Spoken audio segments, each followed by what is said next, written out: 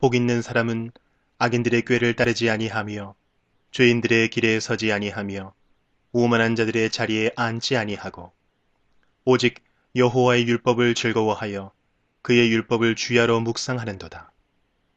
그는 시냇가에 심은 나무가 철을 따라 열매를 맺으며 그 잎사귀가 마르지 아니함 같으니 그가 하는 모든 일이 다 형통하리로다. 악인들은 그렇지 아니하며 오직 바람에 나는 겨와 같도다. 그러므로 악인들은 심판을 견디지 못하며 죄인들이 의인들의 모임에 들지 못하리로다. 무릇 의인들의 길은 여호와께서 인정하시나 악인들의 길은 망하리로다.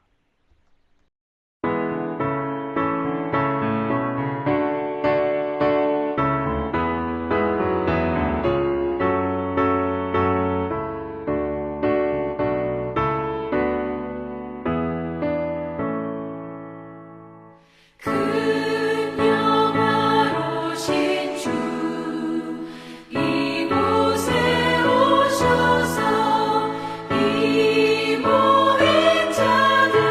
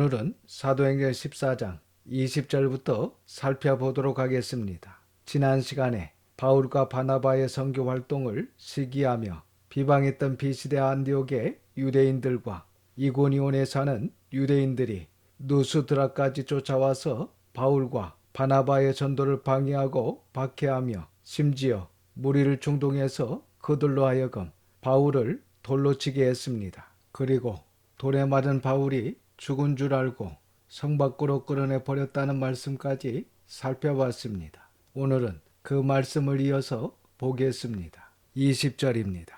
제자들이 둘러섰을 때에 바울이 일어나 그 성에 들어갔다가 이튿날 바나바와 함께 더베로 가서 바울은 다시 일어나 제자들과 함께 누스드라 성으로 들어갔다가 이튿날 바나바와 함께 제1차 선교 여행의 마지막 지점인 더베로 가서 복음을 전합니다. 이처럼 바울과 바나바는 죽음을 두려워하지 않고 순교자적 자세로 끝까지 복음을 전하며 전도하는데 이때 이러한 바울의 모습을 지켜보고 감동을 받은 한 사람이 있었습니다. 그는 바로 우리가 잘 아는 디모데입니다. 이것을 알 수 있는 성경 구절은 바울이 디모데에게 쓴 디모데후서 3장 11절에 나와 있습니다. 박해를 받음과 고난과 또한 안디옥과 이고니온과 누스드라에서 당한 일과 어떠한 박해를 받은 것을 내가 과연 보고 알았거니와 주께서 이 모든 것 가운데서 나를 건지셨느니라 라는 말씀입니다. 여기 중반절을 보면 내가 과연 보고 알았거니와 에서 여기 내가 바로 디모데입니다. 신학자들은 이때 처음 바울을 만난 디모데의 나이를 15세 정도로 추정하고 있습니다. 그래서 아마 이 누스드라에서 바울이 전도하다가 돌에 맞아 죽어갔지만 바울은 끝까지 전도를 포기하지 않고 다시 일어납니다. 이때 15세의 어린 디모데가 바울의 이러한 모습을 보고 감동을 받아 이때부터 바울의 제자가 된 것이 아닌가 이렇게 추정하고 있습니다. 그리고 20절 하반절을 다시 보시면 바울과 바나바는 누스드라에서 그러한 박해를 받았지만 전도를 멈추지 않고 제1차 전도 여행의 마지막 지점인 더베로 가서 복음을 전합니다. 21절과 22절입니다. 복음을 그 성에서 전하여 많은 사람을 제자로 삼고 루스드라와 이고니온과 안디옥으로 돌아가서 제자들의 마음을 굳게 하여 이 믿음에 머물러 있으라 권하고 또 우리가 하나님의 나라에 들어가려면 많은 환난을 겪어야 할 것이라 하고 이렇게 바울과 바나바는 더베에서 복음을 전하여 많은 사람을 제자로 삼고 다시 누스드라와 이고니온 그리고 비시디아 안디옥으로 돌아가서 제자들에게 마음을 굳게 하여 믿음에 머물러 있으라고 권하며 우리가 하나님 나라에 들어가려면 많은 환난을 겪어야 할 것이라고 중요한 말을 합니다. 그렇습니다. 성경은 우리가 예수님을 믿으면 무조건 복을 받고 만사형통하게 된다라고 말씀하고 있지 않습니다. 오히려 우리가 예수님을 성경적으로 바르게 믿으면 늘 세상과 죄와 타협할 수 없기 때문에 환난을 겪을 수밖에 없고 또 그렇게 해야 우리가 하나님 나라에 들어갈 수 있다라고 분명히 말씀하고 있습니다. 그래서 이 시간 저와 여러분이 진정 하나님 나라에 들어가기 위해서 반드시 죄와 세상과 악한 영을 이기고 하나님께서 기뻐하시는 하나님의 자녀로 믿음을 굳게 지킬 수 있기를 주님의 이름으로 축원합니다. 23절입니다.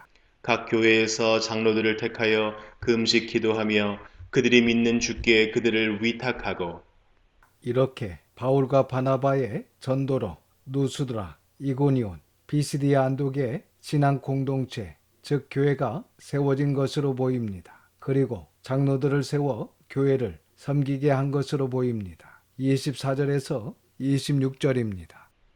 비시디아 가운데로 지나서 밤빌리아에 이르러 말씀을 버가에서 전하고 아달리아로 내려가서 거기서 배 타고 안디옥에 이르니 이곳은 두 사도가 이룬 그 일을 위하여 전에 하나님의 은혜에 부탁하던 곳이라.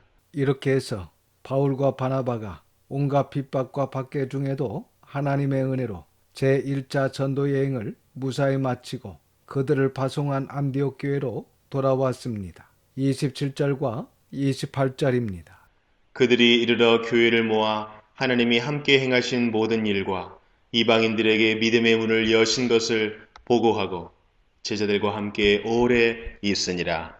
이렇게 바울과 바나바는 하나님의 은혜로 제1차 전도 여행을 마친 후 교회 앞에 선교 보고를 하게 됩니다. 그리고 바울과 바나바는 안디옥 교회에 제2차 전도 여행을 떠나기까지 있게 됩니다. 우리 사도행전 15장을 좀 더 보겠습니다. 15장에는 예루살렘 공의회, 즉 제1차 기독교 총회가 열리게 됩니다. 이렇게 공의회가 열리게 된 이유를 한번 살펴보도록 하겠습니다. 1절입니다.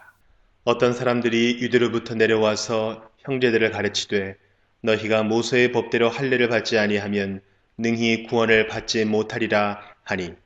여기 어떤 사람들은 할례파 사람들입니다. 그러니까 지금 할례파 사람들이 유대 예루살렘에서 안디옥 교회로 내려와서 바울과 바나바의 가르침을 받고 있는 안디옥 교회 형제들에게 갑자기 할례를 받지 아니하면 구원을 받을 수 없다라고 가르쳤다는 것입니다. 그래서 안디옥 교회 안에 문제가 발생하게 된 것입니다. 2절입니다. 바울 및 바나바와 그들 사이에 적지 아니한 다툼과 변론이 일어난지라. 형제들이 이 문제에 대하여 바울과 바나바와 및 그 중에 몇 사람을 예루살렘에 있는 사도와 장로들에게 보내기로 작정하니라. 아마도 당시 바울과 바나바 그리고 이 할례파 기독교인들 사이의 논쟁은 매우 격렬했을 것이라고 짐작이 됩니다. 왜냐하면 이방인들이 기독교인이 되려면 먼저 할례를 받아 유대인이 된 다음에 예수님을 믿고 기독교인이 되어야 한다는 이 주장은 이방 기독교인의 뿌리를 흔드는 것이기 때문입니다. 그리고 이 문제는 바울의 사도권에 대한 도전이기도 하며 예루살렘 교회의 선교 방침에 대한 문제이기도 합니다. 그래서 이 문제는 기독교의 이방 선교와 함께 분명하게 정리해야 할 교리적 문제이기에 모든 교회가 함께 의논하여 해결해야만 했습니다. 그래서 이렇게 문제의 심각성을 깨달은 안디옥 교회 형제들이 바울과 바나바 그리고 안디옥 교회에 속한 몇 사람의 성도를 예루살렘 교회에 사도와 장로들에게 보내기로 결정하고 보내게 됩니다. 3절입니다. 그들이 교회의 전송을 받고 베니게와 사마리아로 다니며 이방인들이 죽게 돌아온 일을 말하여 형제들을 다 크게 기쁘게 하더라. 이렇게 바울과 바나바는 안디옥 교회의 전송을 받아 예루살렘 교회로 내려가면서 이때도 예루살렘으로 바로 가지 않고 베니게와 사마리아를 들러서 이방인들이 죽게로 돌아온 일을 말하며 예수님을 믿는 형제들을 기쁘게 했다라고 말씀하고 있습니다.